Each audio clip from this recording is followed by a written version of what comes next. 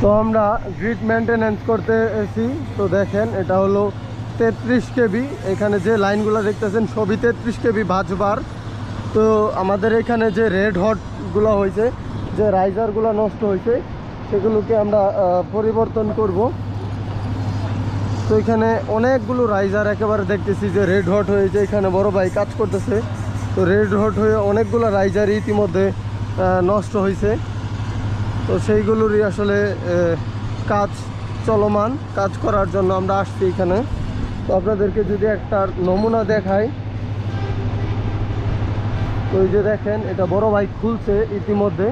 দেখেন রাইজারটা, অর্থাৎ এটাই কিন্তু বিদ্যুৎ পরিবাহী একটা তার, এটার মাধ্যমে বিদ্যুৎ পরিবাহী হচ্ছে।